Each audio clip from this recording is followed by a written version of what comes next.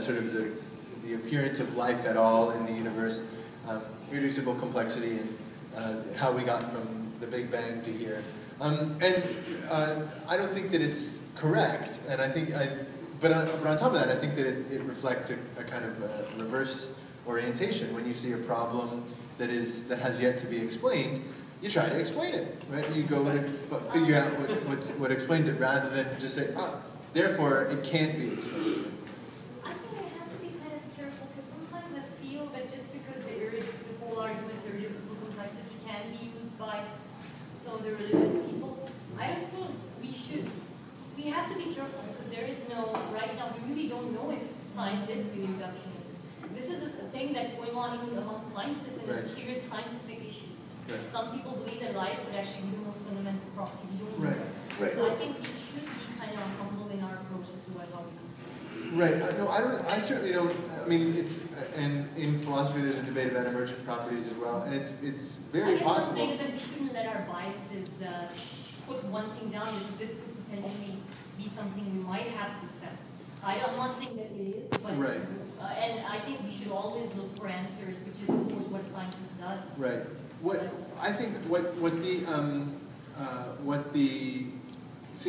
So the notion of irreducibility,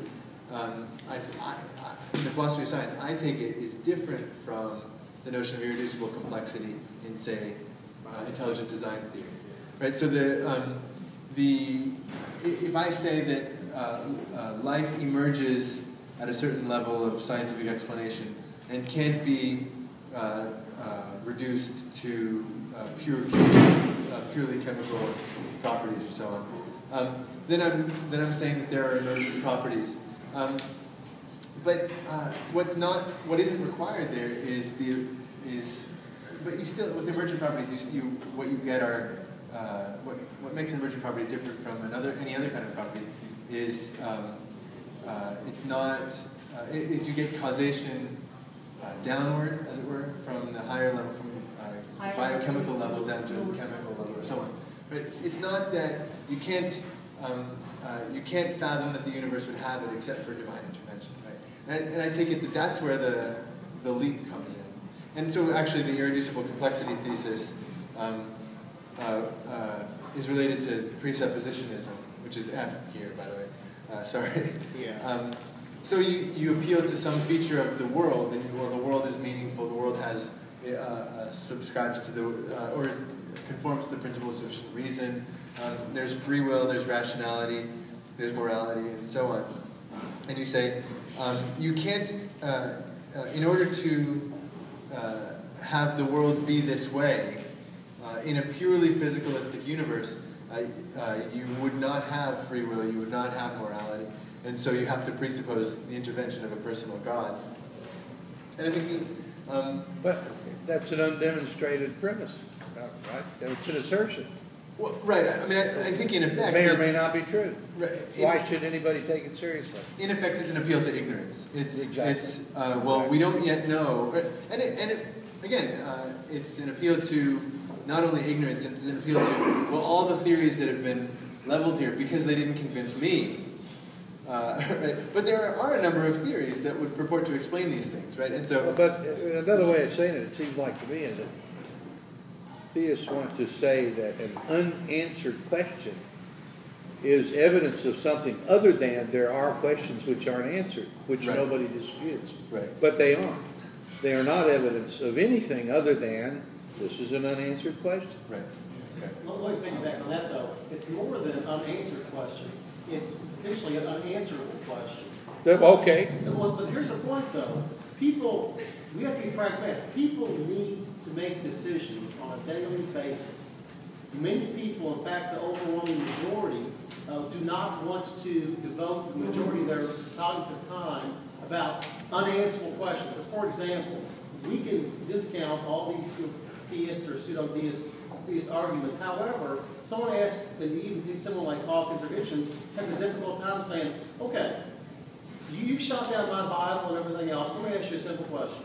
Was slavery wrong in 1860? Now, you ask someone that question, what are they going to answer? Probably yes.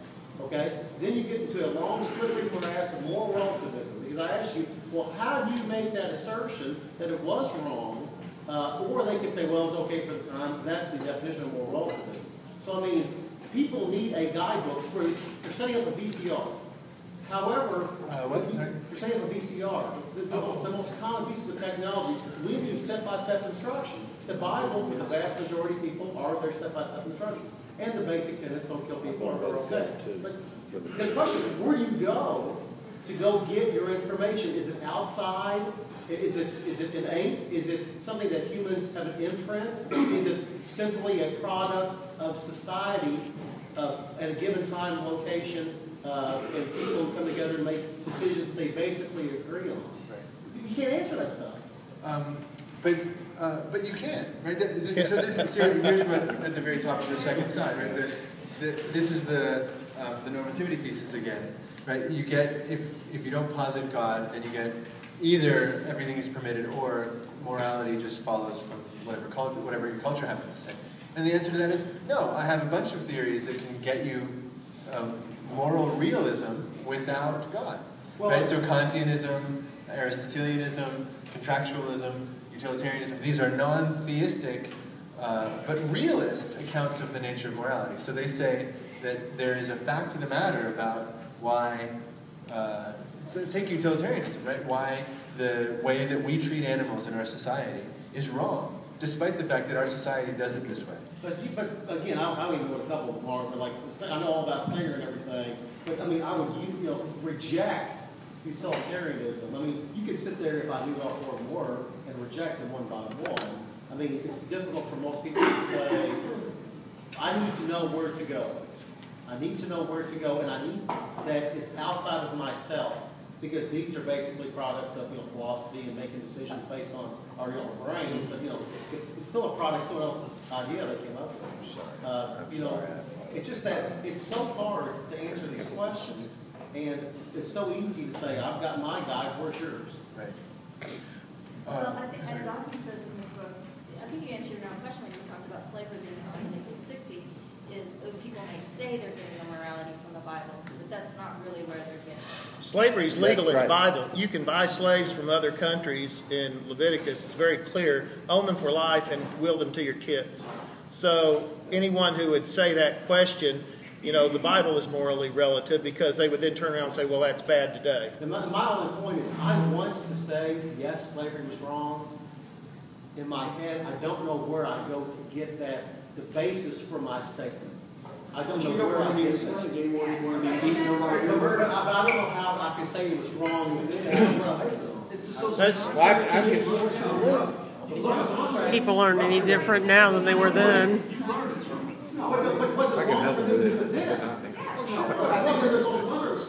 I think you're confusing cultural relativism with moral relativism. They're two different things. Cultural relativism says it's relative to what the culture says. Moral relativism says that there's a goal which the process of raw reasoning goes toward, which you can then evaluate, as difficult as it may be, whether something is right or wrong. And at least you have a guideline. If you can make an argument that it promotes human happiness or well-being, and you can make an argument that that is right, then you can, it's very difficult complexity, and I agree that for less than sterling intellects that may be challenging. But the point is that there is at least a methodology, whereas the problem with theism, even if you had a consistent theist who said, I believe in command morality. I don't care if and I've argued with theists who say, God, the Holocaust must have been right because God had it happen. And if God said the Holocaust should happen, it should have happened. And every bad thing that's happened is because God wants it, and that's right because He wants it. And they're willing to be consistent. The problem we have, if you're talking about your thing, about why God in my life is, we have no reliable way to know what the behavior thinks.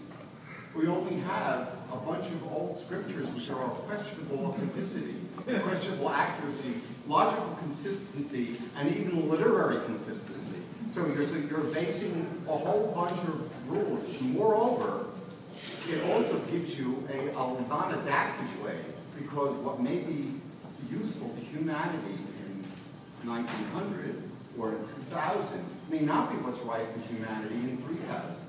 And there's no way to adapt